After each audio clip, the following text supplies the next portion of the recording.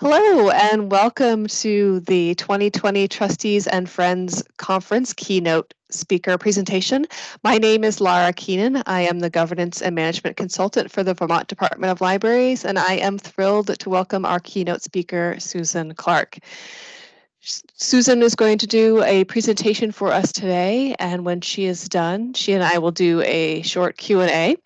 And then after that, I will invite you all to submit follow-up questions for me to send Susan, and I'll get into more details about that at the end. But first, I'd like to introduce Susan. Susan Clark is the co-author of Slow Democracy, Rediscovering Community, Bringing Decision-Making Back Home, and All Those in Favor, a book about Vermont town meetings with Frank Bryan that she co-authored with Frank Bryan. Susan consults with communities across the Northeast on how to build inclusive, deliberative, and empowered public engagement. She is the Middlesex Town Moderator. So with that, I'm going to mute and make myself disappear and welcome Susan. All right, well, thank you. Thanks, Laura, and thanks to the Vermont Library Trustees for inviting me. And I'm really grateful to Lara Keenan for her expertise and thoughtfulness in helping me get organized, with Jeanette Sheffer and Joy Warland backing her up. I also had the pleasure of consulting with librarian extraordinaire, also known as our state librarian, Jason Broughton, in preparing for this talk. And I'm just really appreciative of his guidance as well. So here's my plan over the next hour or so. We'll talk a little bit about today's political climate, just a little bit, because we're all kind of sick of talking about that. And then I would like to focus on some recent psychological and sociological research that might help us understand today's divisions. And then I will share some slow democracy stories about people sort of moving beyond polarity. Wouldn't that be great? And along the way, we'll identify a few tools that I hope you can use in your work as trustees and friends of libraries. And as Lara said, she's going to stick around and ask me some follow-up questions afterwards, and we'll welcome your questions as well. So let me just start with the state of American democracy. Many of us, or most of us, I think, are pretty concerned. As you all know, we are reeling from the effects of the pandemic and collapse of local economies. We're experiencing an extraordinary racial reckoning at this moment. And on top of it all, here comes perhaps the most polarized election at one of the most democratically fragile moments in American history. So, scary time. You know, according to Pew polls in 1958, nearly 75% of Americans trusted government in Washington to do what's right. And today, only 17% do. Our partisan polarization has gotten so deep that 40% or more of both Democrats and Republicans see the other party not only as folks they disagree with, but as a, quote, a threat to the well-being of the nation. You know, right after the last presidential election, 20% of Republicans and Democrats told pollsters that members of the other party, quote, lack the traits to be considered fully human. I mean, think about that. 1/5 of us literally thinks that we live in a nation of monsters. Now, this political contempt distorts our perceptions of reality. Multiple studies show that Democrats now believe that Republicans are richer, older, crueler, and more unreasonable than they actually are. And likewise, Republicans believe that Democrats are more radical, more godless, and gay than they are in real life. Many of us feed our own misperceptions. We limit the diversity of our friendship groups and our media sources, and social media algorithms are designed to escalate our pre-existing biases. And as a result, we spend our days sort of panic scrolling, you know, through the outrage industrial complex.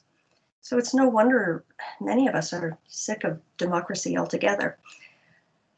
Now, a lot of factors have brought us here, but when it comes to democracy, if we can agree on one thing, it's that we need another way to do things, and we need it fast, which brings me to what my co-author and I called slow democracy.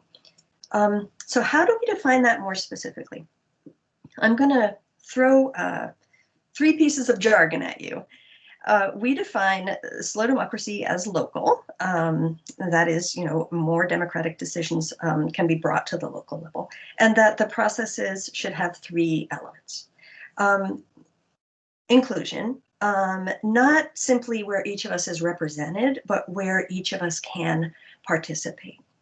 And deliberative, and we define this quite rigorously. We're not just talking about talking, but we're talking about a good deliberative process is based on solid information.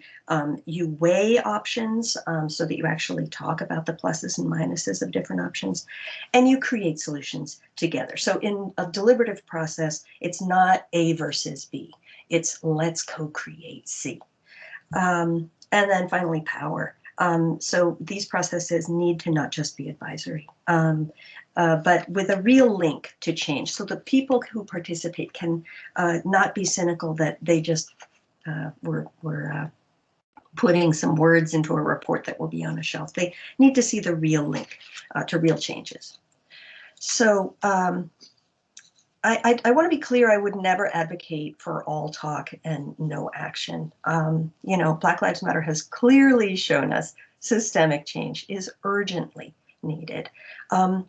We just make the case in slow democracy that changing systems and changing minds go hand in hand. Studies are showing that combined, these qualities of inclusion, deliberation, and power help slow us down, and that helps us become less polarized and more productive. So why? Why does slow help? So many people have said to me, but we need it fast. How can you be advocating for slow? I'll let you in on a little secret, and that is it's about humans, and whether we're talking about local issues or national issues, we all have the same problem, and that is that sometimes it's hard to listen to people that we don't agree with. Yeah, it's just hard to sit and listen to them. Does anybody else have this problem? You're thinking, no, it's not hard for me to listen. The problem is that I just have this uncle who won't shut up. No, anyway, brain science shows us that we all, in fact, suffer from this problem. And by the way, it's true both for liberals and conservatives. There was a well-known study. It was done first, I think, in 2006, but then it's been repeated many times and confirmed. Researchers wired up some voters to explore exactly what happens inside our brains when we receive new information, especially when we perceive that the new information does not fit our worldview. So a group of self-described Republicans and Democrats were subjected to unflattering information about their own party's candidates. Now, according to their MRIs, when subjects were confronted with information that contradicted their biases, their brain actually underprocessed the information. That prefrontal cortex, which is responsible for conscious reasoning, hardly even fired. And instead, the emotional circuits of their brains lit up. So basically, participants' brains used emotion to ignore information that they didn't like to hear, but that they couldn't discount intellectually. Now remember, this is a physiological reaction, which we can attribute to our tribal ancestors. Thank you very much, evolution. The social scientists and psychologists, like Jonathan Haidt, the author of The Righteous Mind, they explain that this kind of us and them mentality is largely innate. And there was good reason for it evolutionarily. It gave us survival advantages back when we had to band together in tribes for protection. Now, Haidt tells us that a newborn baby's brain is kind of like a book, and the first draft of that book is written by the genes during fetal development. Now, sure, over our lives, our brains are flexible and they're subject to change, and those are the next drafts of the book, nature and nurture, right? But Haidt notes that when it comes to our brains, here's a quote, not a single chapter, be it our sexuality, language, food preferences, or morality, consists of blank pages on which a society can inscribe any conceivable set of words. Now, there's a lot more to Haidt's work, and if you're interested in that the moral underpinnings of what creates a social liberal or a social conservative or a libertarian. I really recommend this book. It's terrific. But for now, let's just say that worldviews are part of our identities. So if we want to live in a world where people can take in new information and change our minds, we need to frame our conversations in a way that doesn't challenge our identities. There are communication and cognitive science researchers. These two are in Australia. They've summarized the literature for us lay people on how humans take in new information. The thing is, their findings are not good news for any librarians who pride themselves in information distribution, because the authors note that a common assumption is that, quote, public misperceptions are due to a lack of knowledge. This is a common assumption.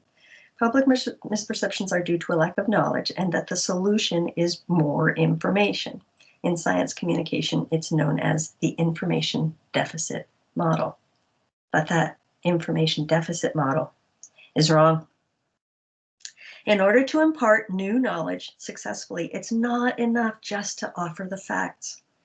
Wouldn't it be great if it were? We need to understand how people process information and how their worldviews affect their ability to take in new ideas.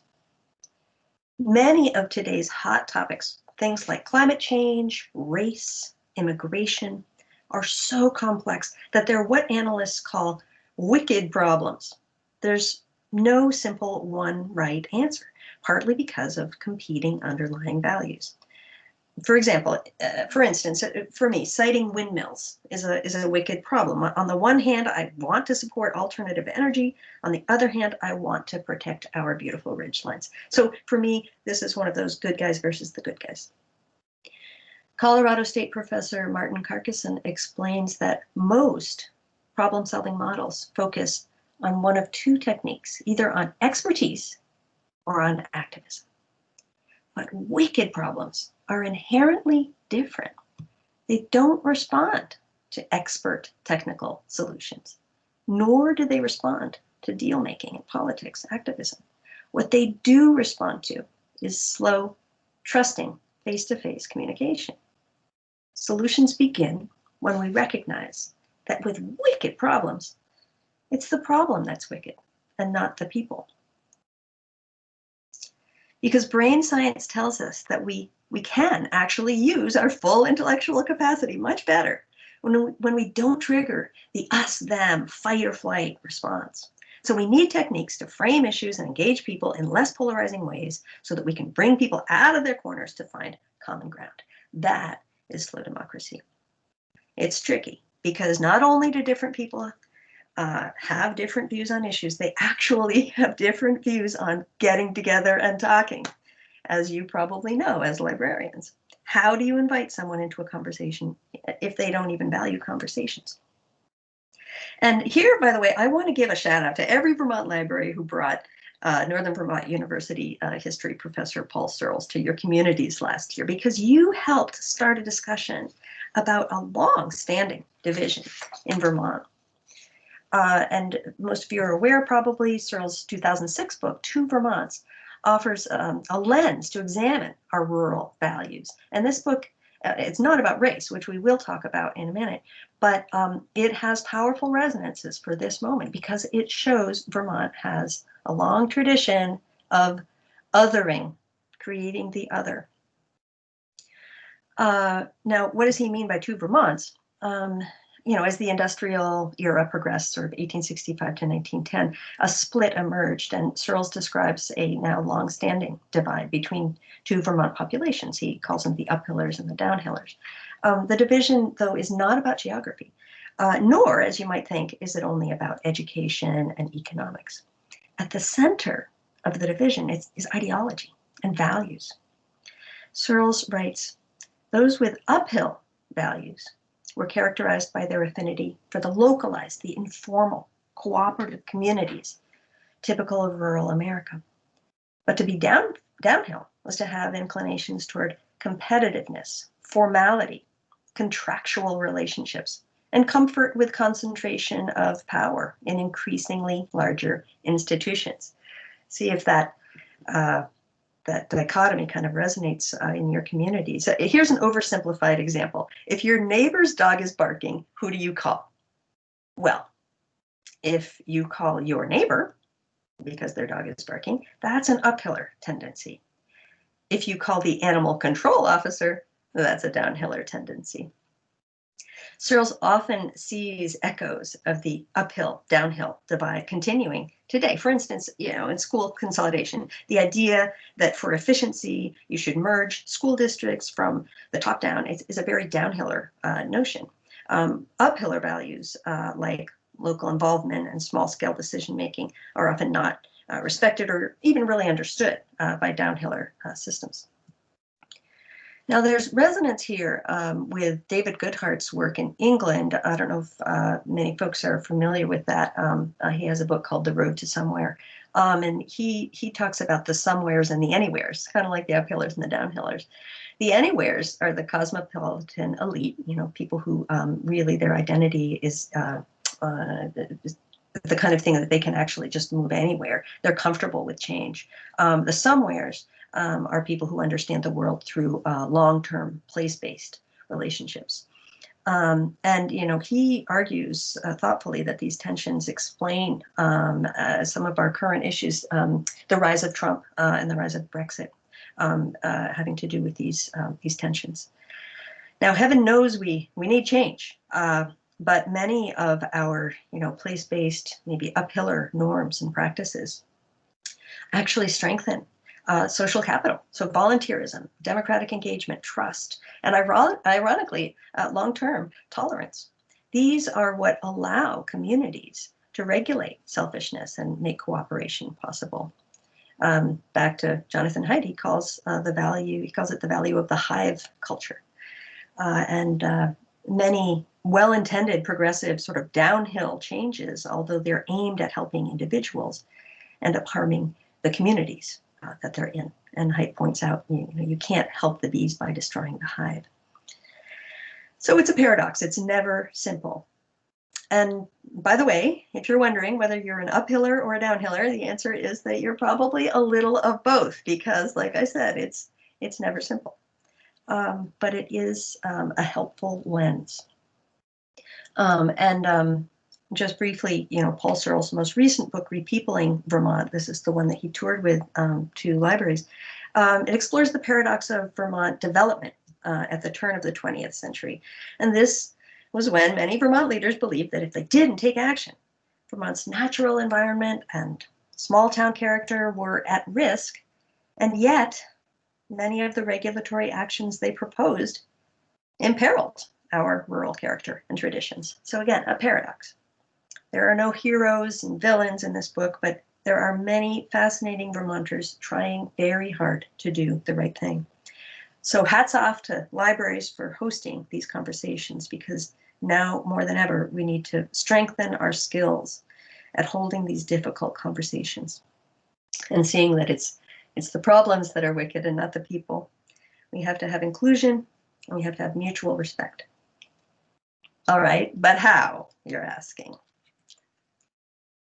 For a practical lens on how to look at questions of inclusion, I'd like to use the work of the Cultural Cognition Project. So this project is based at Yale Law School, and it involves researchers from political science, social psychology, anthropology, communications, and they've done all these different random samples and surveys and experiments with thousands of Americans. And they have identified some key values that influence us, relating to individualism and community and to equality and authority. And they have found that the worldviews that we hold based on these values are more nuanced and vastly more effective at predicting our stand on issues than the usual sort of liberal conservative dichotomy. So let's have a little fun right now with worldviews. What I'd like to just kind of unpack a little bit here is cultural cognition suggests that we can think of our worldviews along two axes, like an X and a Y axis. So the horizontal one has two poles, You've got individualism on one side. So this is the whole idea of personal liberty. We should all be, on our own. We are responsible for our own success without help or interference from society. That's an individual. On the other end, communitarians or collectivists, the needs and interests of society as a whole should take precedence over those of individuals. So society is responsible for ensuring that everyone has a chance to succeed. So think for a moment where you stand on this axis. So are you more individualistic? Are you very or somewhat, or are you kind of neutral? Or are you more, of a collectivist or a communitarian? Neutral, somewhat, very. So choose an appropriate place for yourself on this line if you want to kind of engage with this. Now let's look at the other axis. Two ends, hierarchical and egalitarian. The hierarchical end embraces authority as natural. To a hierarchist, authority doesn't only mean being the boss, it also means being responsible for those with less power. So social duties and rights should be allocated based on expertise, merit, recognized spiritual leadership. Folks who value hierarchy often value well-defined factors, such as gender, ethnicity, or lineage. They tend to reinforce tradition. Down at the other end, egalitarians, all people should be treated equally and have equal opportunities. So think for a moment about where you stand on this axis. Are you more hierarchical, very, somewhat, neutral? Are you more egalitarian, neutral, somewhat, very? So choose an approximate point for yourself on this line. Now we can take this to extremes. We don't want to get into the weeds, but just kind of quick and dirty. I'd like to take a look at where we put ourselves. If we were together in person, I might even make this matrix with masking tape on the floor and invite anyone who wanted to stand in the quadrant that we most identified with. It can be actually a really fun conversation. I would ask each quadrant to come up with 3 adjectives or words to describe the qualities that you value most in a public meeting or discussion. So if you were with your fellow communitarian egalitarians or your fellow hierarchical individualists, you would talk about how, an ideal meeting for me would feature these qualities. These might help you, give you some clues to the kinds of qualities that a truly inclusive event might be at your library. So I'll give just a few seconds. Think about the qualities that you in your quadrant value in a public meeting or a discussion.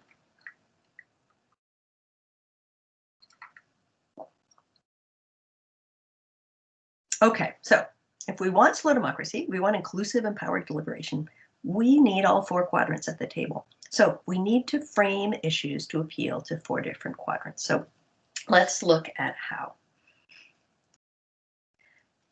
When I get to the quadrant that you choose, see if these descriptions resonate for you. I'll start with the lower right, the egalitarian collectivists or egalitarian communitarians. Now, interestingly, the researchers who worked with this data actually came up with some nicknames for each of these quadrants. I think they were having some fun. This is the communitarian egalitarians. These are the Mother Joneses. Okay, so people in this quadrant appreciate deliberative dialogue. They like coming to meetings.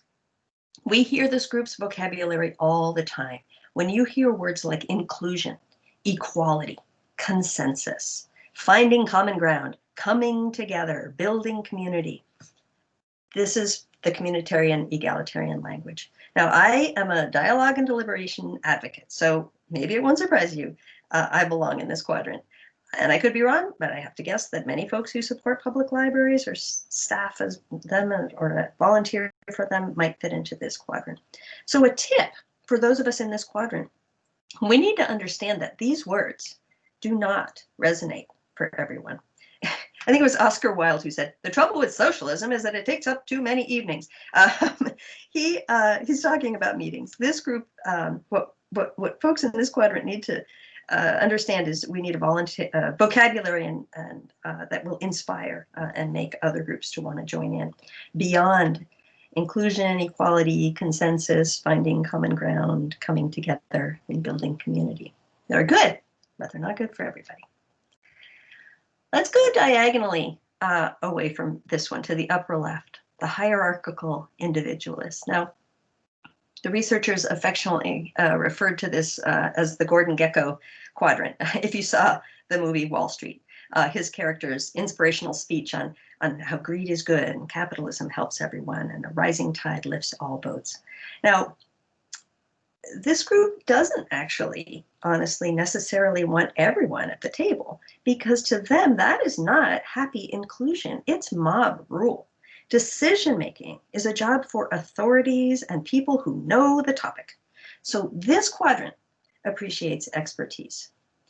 And you know what? That is great, because a well-organized deliberative process does absolutely call on a balance of ideally unbiased experts. And importantly, even in today's topsy-turvy information environment of competing facts and competing experts, a well-organized deliberative process does help ensure that leaders are held accountable and that they respond to expert analysis. So if you want to bring in hierarchical individualists, emphasize the use of expertise in keeping leaders and public decision makers accountable.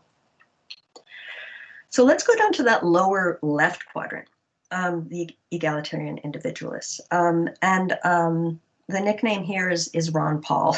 Okay, so those of you who remember him, he was a classic libertarian, absolutely values liberty, respect individuals' opinions. So this group is very, very wary of groupthink or false consensus. They feel strongly that dissent has a place in deliberation. And by the way, they're right. The American tradition of juries, we've all heard of such a thing as a hung jury. This is a jury that could not reach consensus because one person held out. That's allowed in our American system. So it's important to this group to use, if you're bringing folks together, to use skilled facilitators who do not reward conformity or rush to the group to judgment. That's really, really critical in keeping the trust of this quadrant. And it is, it's actually valuable to use online tools and even to incorporate some amount of anonymous polling in your work here to help assure that this group, that all views are welcome and will be included. That doesn't mean, online flaming or trolling or any of those things, but, a reliable way to allow people to weigh in. When inviting in this quadrant, you need to clarify that, while civility is essential, nonconformity is fine. And throughout the process, acknowledge minority views as a legitimate part of outcomes. Never force consensus, create opportunities, for anonymous participation as necessary. And finally, in the upper right, the hierarchical communitarians. This group was a bit of a puzzle for me when I first learned about them. I was trying to figure out, now, who are these folks? And the researchers explained to me, well, gosh, think about the Catholic Church, right? I've also had great conversations with people who do work on Native American tribes who would absolutely argue that we see a tradition there of hierarchical communitarianism. So this group feels responsible to community, but it also supports certain established hierarchies. So some hierarchical beliefs, let's face it, racism and sexism, they can have no role in inclusive deliberation, but you have to choose language that is respectful of, for example, a variety of cultural and religious hierarchies. So this group will appreciate that a deliberation will result in a well-ordered set of preferences. And they will value that it brings clarity and closure to conflict. So those are qualities that will help bring folks in from this quadrant. So those were some tips on how to engage the different quadrants in public events, like you might hold at a library, and certainly in deliberative, democracy. But I also think that these quadrants might be useful in framing how you as librarians talk about your work, and maybe even in getting funding for your libraries. So I just wanted to briefly go through those quadrants again. I'm thinking about the egalitarian collectivists here, that lower right quadrant, and I think this actually would also bring in some of the hierarchical collectivists. I think that egalitarian collectivists, basically they're likely to always have your back, and at least in my observation at town meeting, this is the quadrant that most people talk about when they're talking about libraries. People stand up and they tell the stories about how much libraries help the community, right? So read aloud time for young families, bookmobiles for folks who can't leave home, Wi-Fi for people without computers, safe place for kids after school, a warm place for cold people. I know in Burlington, the library has even stepped up to serve as a place that people can access social services on certain days. Many libraries are hosting mind-expanding, heart-opening programs on race, equity, and inclusion. Tell us about those. And I think that this quadrant will be very interested to hear about those. But what about the hierarchical individualists? For them, it's all about transparency and accountability. And the more you can do this, the better. So many libraries do this very well. You need to report on, and of course you can and must do this without infringing on your patrons' privacy. How many library cards do you have in town? How many books were taken out per town per year? How many discrete uses of your computers? How many people attended your programs? If you have an endowment, how is it being managed? How much of your budget is used for programming versus staffing? If you've ever wondered why you should collect and present all this information, it's for this quadrant, right? Now, in addition, for this quadrant, I think this group would appreciate libraries' roles as curators of information. There is really nothing more satisfying to a researcher than a librarian or an archivist who really knows where key facts can be found. So when people come up to the desk and ask for your help, collect their questions, remember them, however crazy they are, or keep track of the people who asked how to research their family history or how to train their dog, or, these days, maybe, I don't know, the best cocktail recipes, how you gave them the information they needed. I think hierarchical individualists will appreciate the expertise that libraries bring to their work. And finally, importantly for this quadrant, emphasize the role of libraries in helping residents gain or regain independence. Jason Broughton joked with me about something he was warned when he was getting his degree in library science. Just so you know that as a librarian, you're in a capitalist system with a socialist agenda. So that's scary for hierarchical individualists. This quadrant is all about pulling yourself up by your bootstraps. So this is where you can talk about how library patrons are using the computers to do job searches, or the trainings and skill building programs you offer, because libraries are great at this, not just helping people, but helping people help themselves. And then how about those egalitarian individualists? Well, they're all about liberty. So for this quadrant, two important angles to get out there are a library's role in protecting intellectual freedom, absolutely, and in protecting their privacy. So you can emphasize the history of the public library and democratizing America. I mean, otherwise only certain people would have had access to information, right? And sure, nowadays, everyone can Google anything, but this quadrant, in addition to being really good at helping people find real information, this quadrant knows that Googling things can lead to your personal data being shamelessly mined and distributed and sold. So you can tell the story of libraries' commitment to Americans' privacy.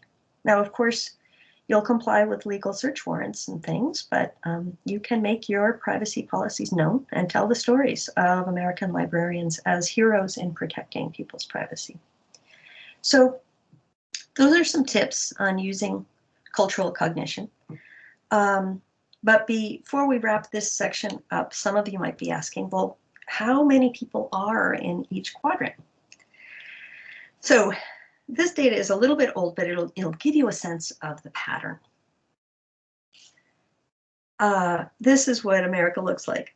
Now, when I ask people what they notice about this visual, people generally answer two things. Think about the pattern and what you notice about it. The first thing that people usually point out to me is that it's diagonal. What you're going to see here is that in the upper left-hand corner, the hierarchical individualists, there's a lot of red staters in there. And the lower right-hand, a lot of blue staters. But we got a good chunk of libertarians there in the lower left-hand corner as well. And another thing that people often notice about this is that most people are clustered in the center. And this is a key point. Notice the density in the center. What this shows us is that we agree on much more than we disagree on. We keep hearing that America has become more polarized, and on many issues we are.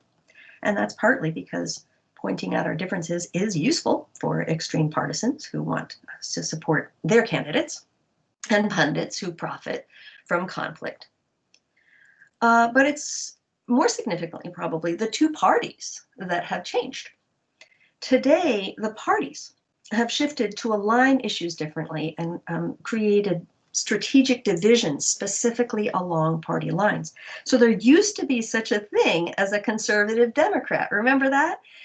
And there was a liberal wing of the Republican Party. Many of our best-known Vermont leaders were in the liberal wing of the Republican Party. But today there is almost no overlap. The most liberal Republican in Congress is still more conservative than the least liberal Democrat. You know what? This is one reason that a plurality of Americans identify as independents. As of June 2020, there are more independent voters than either Democrats or Republicans, because a growing number of Americans just don't feel that they have a home in either party. So hyper-polarized parties are a dark force, but these folks at the center are a bright spot. I'm not a utopian. I'm well aware that there are some issues on which we will not all agree, but I agree with Parker J. Palmer in his assessment. And here's a little quote from Healing the Heart of Democracy, his book. He says, "I am not chasing the fantasy that someday we will all get along. Given human nature and the nature of politics, there will always be people with whom dialogue is impossible, and on some days I am one of them.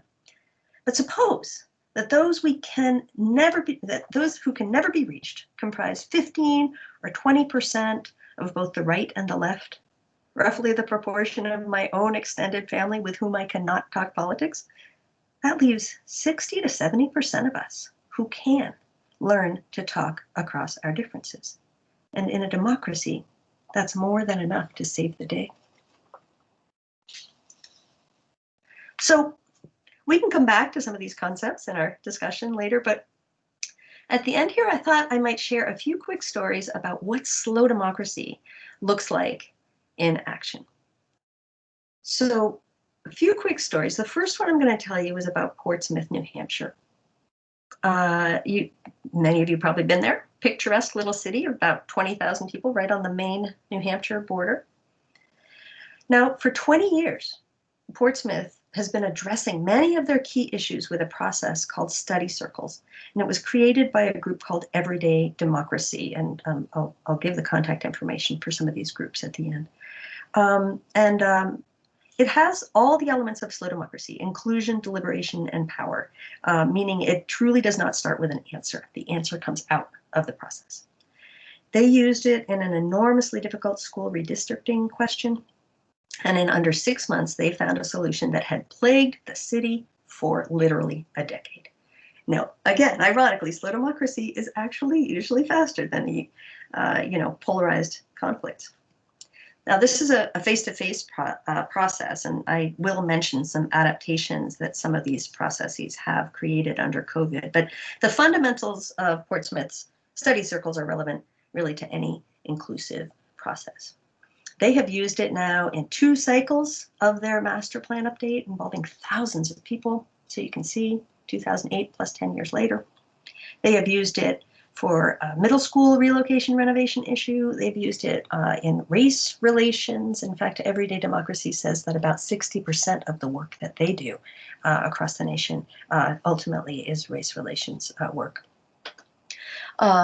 Environmental sustainability, they've used it for a dialogue about community affordable housing in 2017. They have been planning one on equity and inclusion, but it was postponed due to COVID. But anyway, the process starts with some classic community organizing techniques, like beating the bushes to get diverse participation, age, gender, socioeconomics, old timers, newcomers, and then a small group dialogue process helps people build trust. Now, people often want to dive right into the fight, the arguments, pro and con, but here is the slow part of slow democracy. So they spend at least 1 or 2 of their meetings listening to each other's experiences on the topic. If it's schools, they talk about their own school experiences. If it's race, they tell their story, sharing stories as neighbors and building trust and understanding. And you can see how this helps diffuse the tendency to pick a position and stick with your tribe. And this dialogue is also a key element of inclusion, because many of us are absolutely repelled by controversy. We want assurances of a civil, meaningful conversation, no food fights. These small group conversations are a critical preface to the next step, which is the face-to-face deliberation. Now, in Portsmouth's school redistricting example, they framed it this way. They talked about what issues the redistricting committee should consider in balancing the enrollments of their school. You notice how they framed the question. They didn't ask, what's the solution to the problem, A or B? Instead, they identified the underlying values. And importantly, these study circles are embraced by the city leadership in Portsmouth. So this means, again, back to power, there's a real link to decision-making power. It's critical, by the way, to hierarchical individualists and collectivists who don't just want to come to talk. They really want meaningful products. Over time, Portsmouth has created an ongoing group of trained citizen volunteers, and it's called Portsmouth Listens. And so this is all year round, a group that will serve as neutral facilitators. They will create study guides. They'll help convene residents on local issues. And they have inspired a number of other towns in New Hampshire to create these Listens groups. There is, in fact, now a statewide New Hampshire Listens project that's housed at the University of New Hampshire. It's a really interesting, cool model. And I will put some Googling information there on a sheet at the end if you're interested. Another great example that I want to share with you, and this one is initiated from the left, but it is designed specifically to bring in all voices into the conversation. And it's just so wacky that it seems to be working. Warm Cookies of the Revolution. They call it a Civic Health Club. It's in Denver, and they host events. And every event that they host has free milk and cookies, of course. And because it's Denver, they also have gluten-free cookies and soy milk. And the idea is to help people come out of their ideological corners and to share meaningful ideas and, frankly, to have some fun. And I just love some of the events that they have come up with. Super creative. Civic Stitch and Bitch. So panel discussions with moderators on political topics, hot ones, gentrification, gun control, legalizing marijuana. But these events are approachable because people are also encouraged to bring their knitting or whittling. Now, and if people didn't bring a project, the organizers actively supply other craft supplies. So this helps the participants, stay human, and it really reduces the pontificating. They have one called The Huddle, where they watched the Thursday night football game, and then they encouraged participants to take the timeouts to discuss the social issues that revolve around professional sports. They did one called How to Survive a Zombie Apocalypse. And this was, I think this was a program about emergency preparedness, but obviously they touched on other emergencies besides zombies. And they included some group activities to model cooperation and emergency situation, and clearly they had some fun putting it together. But of course, COVID shut down their face-to-face events for now, but they knew that everyone was stressed out. So based on the idea that people who are grieving receive gift baskets, their creative alternative was to get some grant funding for local artists to create virtual gift baskets. So 3-minute online performances by Colorado artists on specific prompts related to COVID. And they've featured multicultural, multimodal artists, including hip hop artists and actors and the state poet laureate, all for free on their website. So very creative group. Another example I'll give you is the Living Room Conversations. Now, Joan Blades, you may not have heard of her, but you've probably heard of another organization that she co-founded, MoveOn.org. But she has launched this idea of living room conversations. And in this process, 2 people, you and a neighbor, host a conversation on a controversial topic.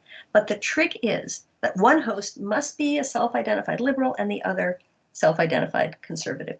They each invite over a few of their friends. And again, the balance must be maintained. So kind of terrifying, you might think. But living room conversations have been held across the country on topics from voting practices to food and health to how to talk about politics. And this is really important. Rather than trying to find agreement, shared beliefs or opinions, the goal is to discover areas of alignment, shared intention.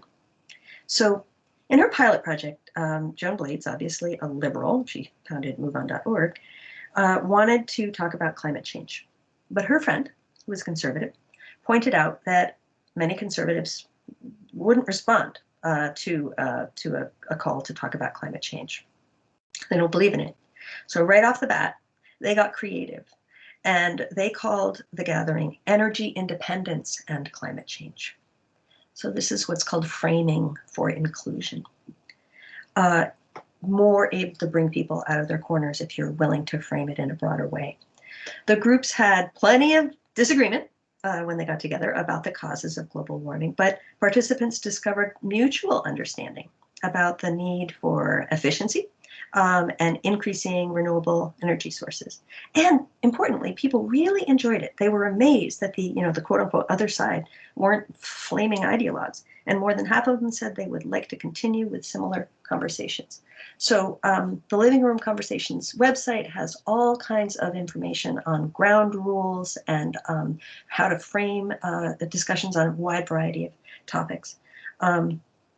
It's really inspiring. Joan Blades says that Living Room Conversations is, quote, perhaps the most radical, potentially culture-changing initiative that she has ever engaged in.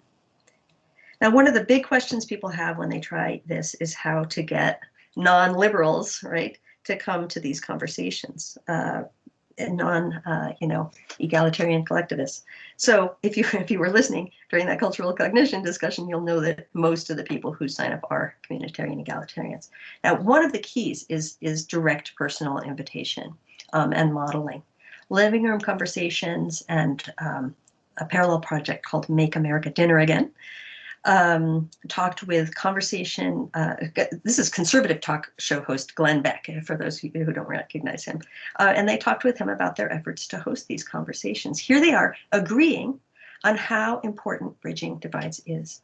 And I was surprised to hear Glenn Beck call his conversation through their process one of the best conversations of his broadcasting career. So having a variety of people on your organizing team and having a variety of people, having the face of the organization as diverse as possible is really critical. A similar project in Maine called the Makeshift Coffee House has, from its inception, included on its advisory board the chairs of both the state Democratic and Republican parties. Finally, the final example I'll show you here is Conversation Cafe. It's a little dialogue process which invites people together to discuss what they say is things that matter. They offer a format, they offer ground rules, and one of the things I really like is the wallet-sized cards that they have with specific questions that you can ask. So the next time you're in a conversation that's on the verge of becoming uncivil, instead of sort of formulating a comeback or walking away, you can try adding these 4 questions, to your conversational repertoire. What happened that led you to this point of view? How does this affect you personally? I'm curious, can you say more about that? Here's what I heard. Is that what you meant? So take a breath and try to discover the concerns beneath their stances and the interests beneath their positions. Because the goal, again, is not to embrace or validate or convince. The goal is to understand. And in the struggle against polarization, there's no more powerful tool than listening. So I think maybe that's enough talk from me at this point. We can rejoin and think about how maybe we can answer some additional questions. Thank you, Susan. That was amazing. I'm sitting here at home taking notes furiously. I do have some follow-up questions for you, and thank you for joining us. Thank you for helping expand our understanding of how we cognitively engage in these things and how to frame what we're doing to encourage people who are cognitively different from us to feel welcome and feel invited and feel it easier to say yes to a conversation because we're speaking their language and respecting their worldviews. So thank you. A few questions here. We have a few more minutes. What are some strategies? I mean, you gave some strategies, but what are some strategies that you would give to invite and engage members of a minority population within one's community to come to these discussions? Absolutely, critical question, and it's the first one that I was hoping we would talk about. I did talk about a couple of things like listening, always, and this means, if you have a particular population in mind, what are their interests and needs? Don't guess or assume.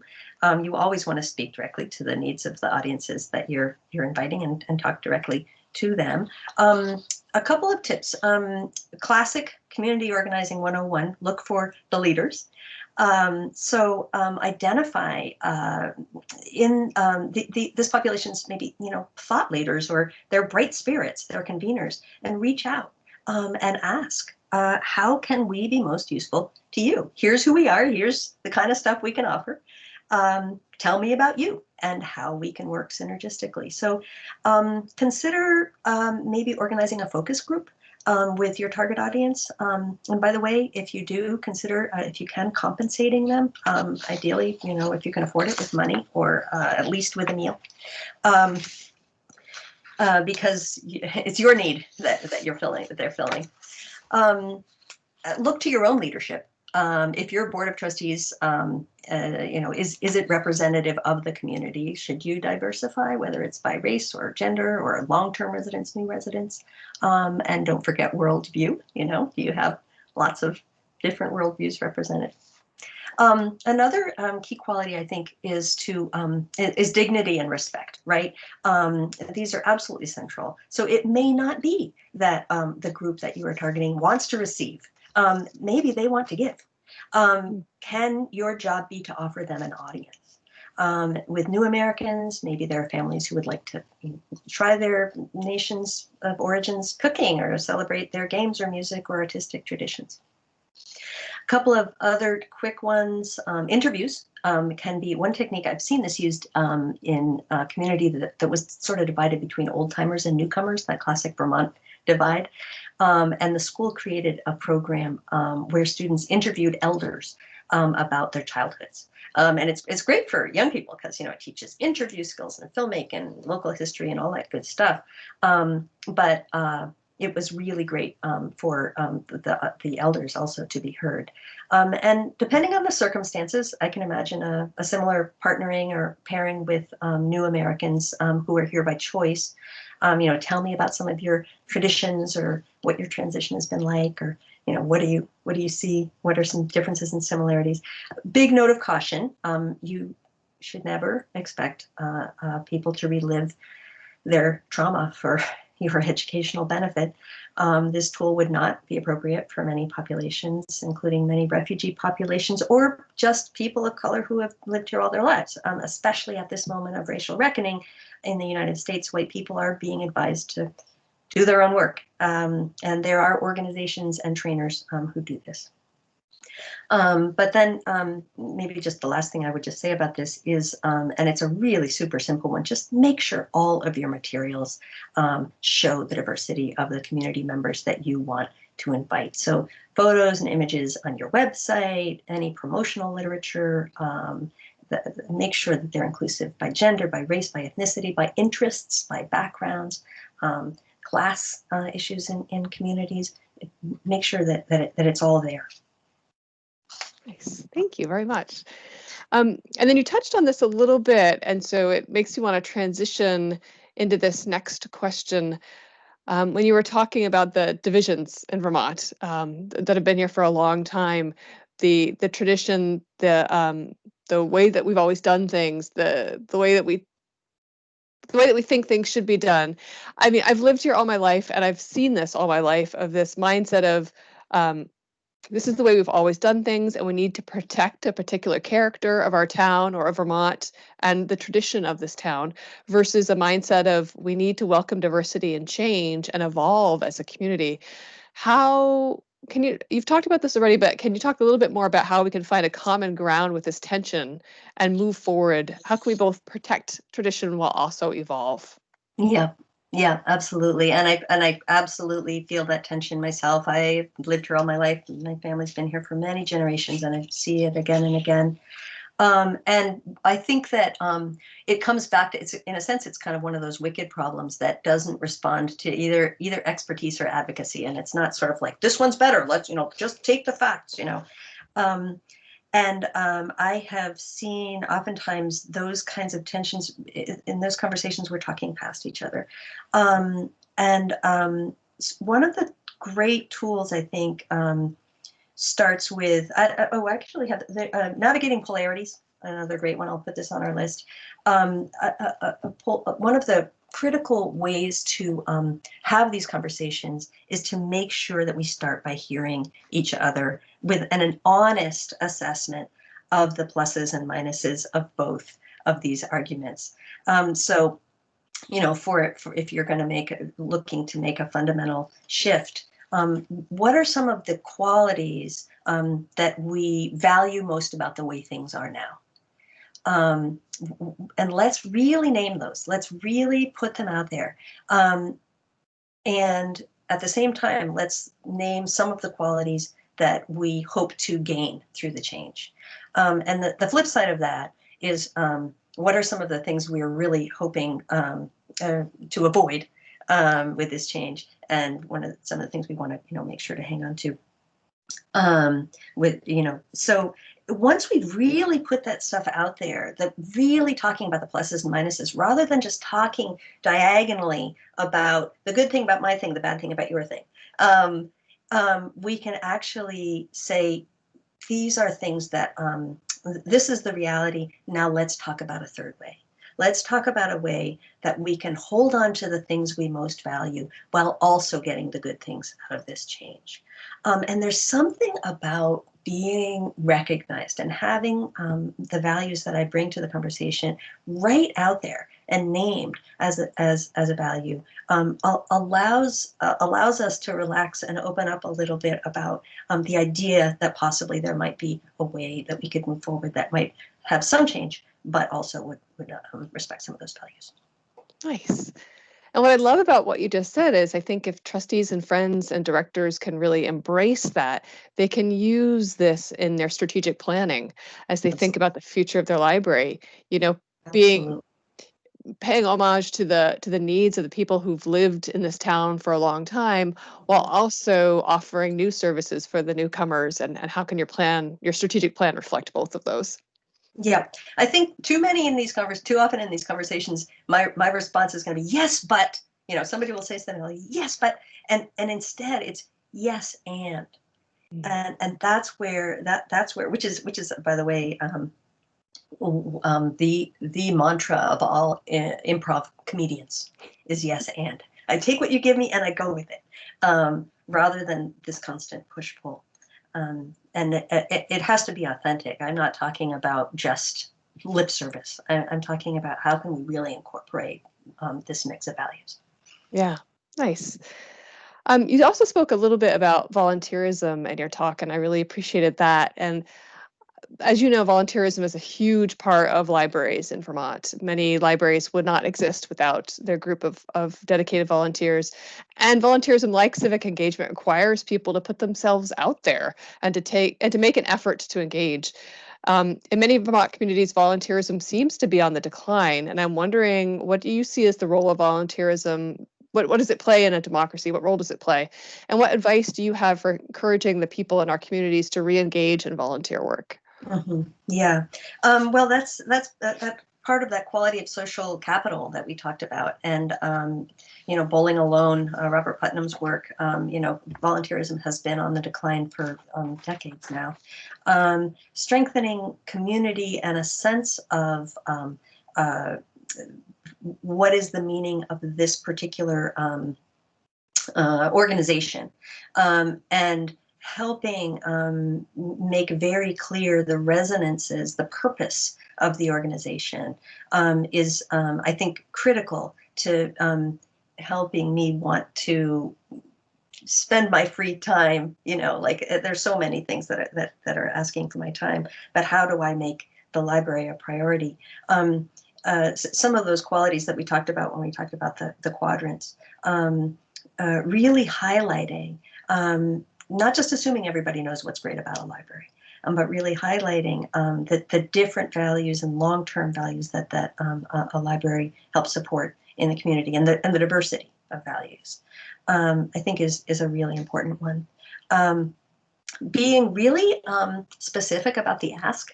That's one of the volunteer tricks. I mean, and you can get a really great, some great tips from folks like the United Way and some of these other folks on how to ask for volunteers. But asking people for sort of a vague commitment for the rest of their life is, is not a great way to get a yes. But if it's this Tuesday, we're having this event, and we could really use somebody to do this particular task. Or for the next 6 months, we'll be doing this process, and the ending is going to be here, and this is going to be the outcome. And we'd like these. We need these specific skills. Is a really important way, and also being really clear about why the individual volunteer is a match. What do you bring as a volunteer? We could really use, some young moms, or we could really use, a former teacher like yourself, or, the expertise that the person brings is an important one. Excellent.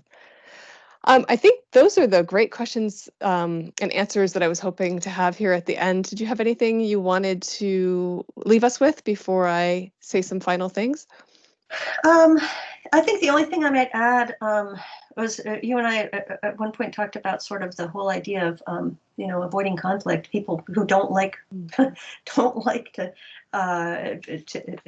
to be in conflict, and how do we sort of gird ourselves for these conversations?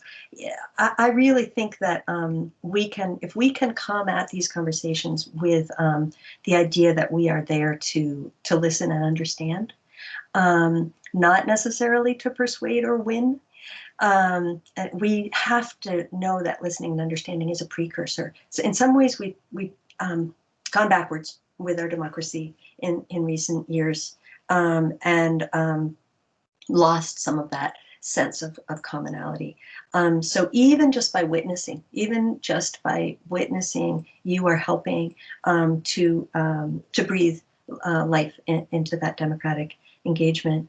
And just by being present, and even if we are, if we can avoid the rage, and even just, the sort of the rage and contempt, if you have to feel negative feelings, go with sadness, because that's a fundamental place to begin, and it can help you breathe and be open to the fact that we are all doing the best we can, and to be present for that witnessing and for that listening, so that we hopefully can move forward, would be a sort of a tip I might offer. Thank you so much, Susan. This has been wonderful. I really appreciate you allowing us to bring you in and being willing to share your expertise and your wisdom with library trustees and friends, members, and staff. I think you've given us some really powerful things to think about and to bring back to our communities as we work to re-engage with our communities during the time of COVID-19 and beyond. Thank you. So glad to be here. Yeah, and for those of you who are watching, feel free to submit follow-up questions for Susan. We're asking you to submit them by the 24th of September. I will collate those and send them along to Susan, and she will answer them in writing, and we'll post that on our website. And then Susan has also graciously offered to give us a list of resources following her talk, so we will make those available as well. Again, thank you for joining us on day one of our conference, and we look forward to hosting you all week.